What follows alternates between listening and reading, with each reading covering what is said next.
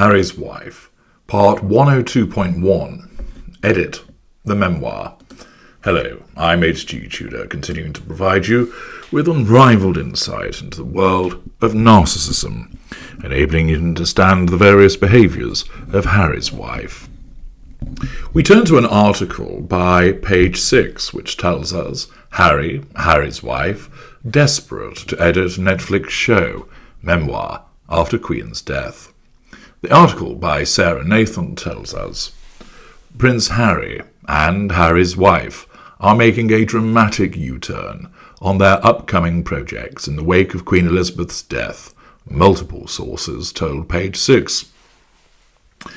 The Duke and Duchess of Sussex have been working on a docu-series as part of their multi-million-dollar Netflix deal for more than a year. Netflix chiefs, who have not yet even officially announced the Sussex project yet, had hoped to air the docu-series in December after the 5th season of The Crown on November the 9th. Now we're told the couple want to make more edits to the hotly anticipated show, by whom, which would potentially push back its release until later in 2023. Harry's memoir, originally scheduled for release from Penguin Random House in November, has already been pushed back until sometime next year. Many royal experts have said that Harry's father, King Charles, will hold off giving the title of Prince and Princess to the Sussex children, Archie 3 and Elizabeth 1, until the couple's various media projects are out. While the Sussexes were part of the usual editing process on both the show and the book well before the monarch's death, sources said the couple is keen to take out or downplay much of what they have said about King Charles, Queen Consort Camilla, Prince William and his wife Kate, the new Princess of Wales. One Hollywood industry source told us, a lot of conversations are happening. I hear that Harry and Harry's wife want the series to be held until next year. They want to stall. Now, on the basis that this information is accurate, what on earth could be causing them to push matters back, stalling matters, that they want to hold on to the series? Has Harry's wife suddenly developed a conscience and thought to herself, I've said some rather unpleasant things about the new king and possibly also the deceased queen and the new prince and princess of Wales. I've had second thoughts, and I think it's better that we remove some of those comments. Of course she has no conscience. She is a narcissist, and narcissists have no conscience, no sense of guilt, no remorse. Certain narcissists, of course, believe they have a conscience. Their narcissism creates the concept that they have this in order to enable them to fit in. They will talk about feeling guilty, but it isn't true guilt. It's merely another artifice designed by the narcissism to encourage them to behave in a particular way, as always, to pursue the prime aims. With Harry's wife, it's all about the facade management. The fact that certain things have been said, and quite possibly subject to advices coming from other people, that there is the potential backlash. Remember as well, her stock continues to plummet, and that as a consequence of the recent rough ride she received at the funeral and the criticisms of her, and the continuing media reports about her behaviours, means that her facade management is coming under particular strain. And at this juncture, in order to shore that up, the stalling of the series, and I suspect also under advice, is being done to put some clear blue water between the death of Queen Elizabeth and the accession of King Charles III and what they put out, and also to remove any potential difficult material because they will have been advised that public sentiment is turning against them, and in order to ensure that people want to continue to watch it, they need to ensure that it is not trampling on too many other people. The problem is that Harry's wife's supporters are dwindling in number, Whereas once upon a time, Netflix thought, well, people will want to watch this because they have many supporters, and also there'll be those that are just curious about what they get up to and what they have to say. Now, many people will be thinking, well, we've seen enough of what the behaviour is about. I have no interest in supporting them any further. And the support is dwindling, so that many people will be thinking, I'm not interested, or if they start to watch it and it hammers certain people in the royal family, they think I'm no longer going to continue to watching this. This is ridiculous. It's self-preservation by Harry's wife, and narcissism guides her in this way to nullify these potential threats to control that are occurring at the moment and the damage to the facade. It's nothing about acting with a conscience. It's nothing about showing compassion for anybody else, because, as you know, she does not have a shred of emotional empathy. Returning to the article, a source stated, I wonder if the show could even be dead in the water at this point. Do Harry and Harry's wife just want to shelve this thing? One highly placed Netflix insider revealed, Netflix has been keen to have the show ready to stream for December. There's a lot of pressure on Netflix CEO Ted Sarandos, who has the relationship with Harry and Harry's wife, to get this show finished. The Sussexes are treading a fine line with the royal family.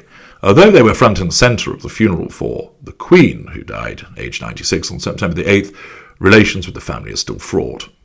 As non-working royals, they've slipped down on the royal website, see parts pass him, although Harry is still number 5 in the line of succession, followed by his children.